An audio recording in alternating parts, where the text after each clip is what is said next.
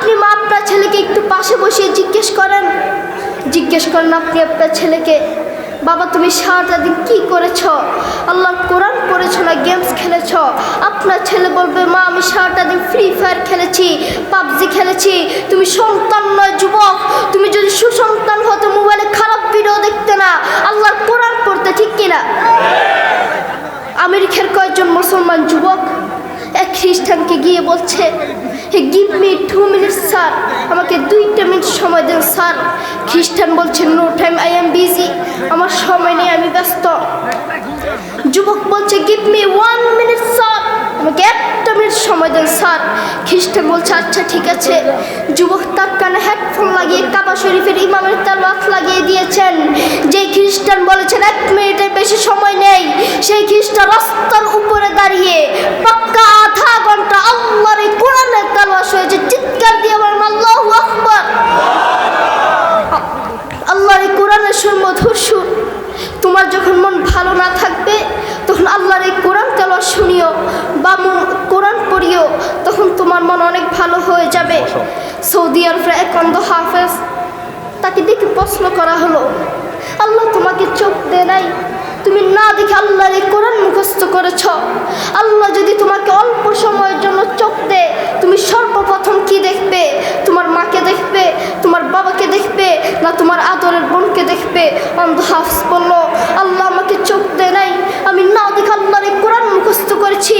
আল্লাহ যদি আমাকে অল্প সময়ের জন্য চোখ দেয়, যেই কোরআন আমি না দেখে মুখস্থ করেছি সেই কোরআন দেখবো, সেই কোরআনের আয়াতগুলো কত সুন্দর তা দেখবো। আল্লাহু আকবার। অন্ধ হাফেজ বলছে আল্লাহ যদি আমাকে চোখ দিত, সর্বপ্রথম আল্লাহর এই কোরআন দেখতাম। আর আমাদের দেশের যুবকদের চোখ থাকতেও তার আল্লাহর কোরআন দেখে না, বরং ব্রাজিল আর্জেন্টিনার খেলা দেয়, ঠিক কিনা? আমি যদি তোমাকে প্রশ্ন করি আজকে সারাটা দিন ইউটিউব কয়বার দেখেছ? আপনি বলবেন আজকে সারাটা দিন ইউটিউব 100 বার দেখেছি।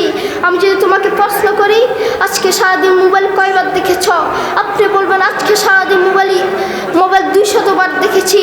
আপনি নাফরমান ছেলে মোবাইল 200 বার দেখতে পেরেছেন, ইউটিউবার 100 বার দেখতে পেরেছেন। আপনি নাফরমান ছেলে আল্লাহর দেয়া চোখ দিয়ে একবার আল্লাহর এই কোরআনটা ধরে দেখেন নাই। আপনার মতো নাফরমান ছেলে আসমানের নিচে জমিনের উপর আরেকজন হতে পারে না, ঠিক কিনা? কার জন্য নিজের জীবন দিয়ে দিতেছ যুবক? কার জন্য? ব্রাজিল আর্জেন্টিনার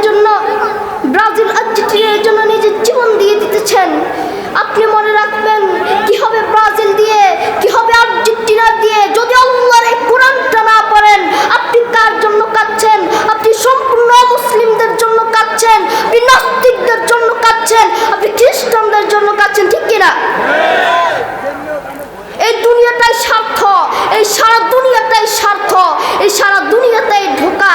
যেই আল্লাহ তাকে এত আদর যত্ন করে বাঁচিয়ে রেখেছেন, সেই আল্লাহর জন্য কোরআন পড়ে না, সেই আল্লাহকে অপমান করে, সেই আল্লাহর সাথে শিরক করে, সে আল্লাহর গজবে পড়বে, সে জাহান্নামে পড়বে, ঠিক কিনা?